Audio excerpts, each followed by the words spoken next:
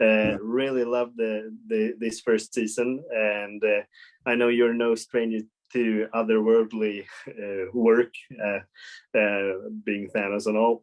But this was really grounded and still otherworldly in other ways. So I wanted to know what kind of drew you to this project in particular. It's so interesting. I'm just thinking, just while you're talking, and I'm hearing your accent, that how Europeans will, react to this thing as opposed to Americans, because it has a European flair in that it's not straightforward, it's not typical, it's a little off camber, it's a little absurd. So it really, it's great.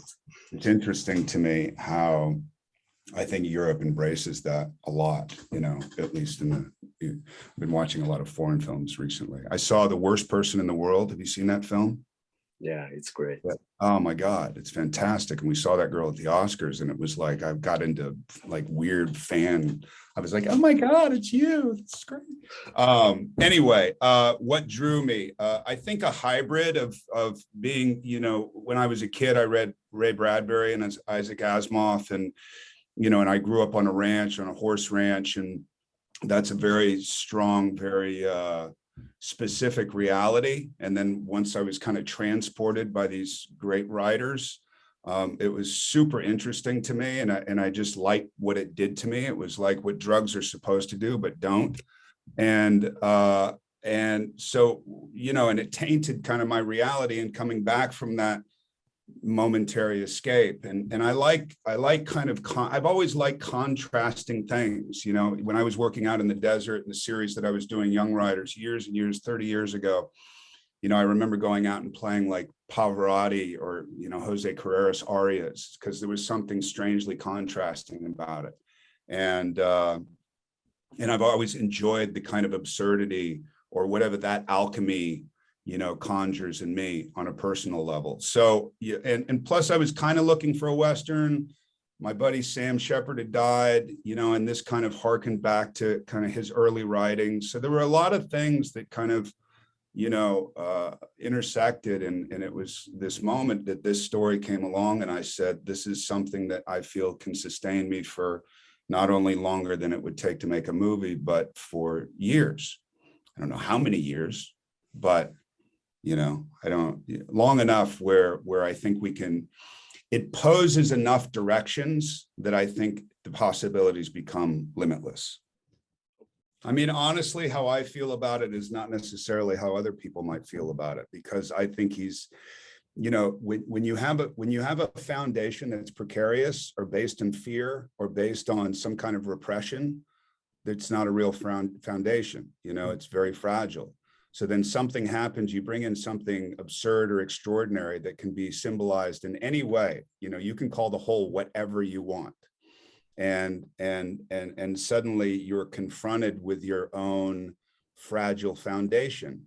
It makes for an interesting drama, but you see it everywhere. I could bring up many, many, many, many things where it's an example in our own lives, contemporary lives, of people who you thought were a certain way, and then something happens and you go, whoa, I didn't see that coming, and then you have drama, and then you have opinion, and then you have people's projections that are watching it. And one person thinks it's one thing, one person thinks it's another thing. So, I mean, I know I'm being obtuse, but the truth of the matter is, Royal to me is somebody who is a shame-based character who's trying to keep a certain thing under wraps. And that never proves successful in anybody's life. Even if you keep it under wraps your whole life, maybe it's eating away at you the whole time, and therefore, 20 years of your life is taken away. So it's very interesting to me that people resort out of fear and out of, for lack of a better word, out of an idealism. I'm doing this for my family. I'm doing this for, that's why when I saw that movie, King Richard, I was really, really taken by it, because he's being perceived as an abusive parent. And yet it's up to you to figure out whether he's doing this because it's something in him that he didn't see realized, or if it's something in his children that he sees that nobody else sees, that he's cultivating.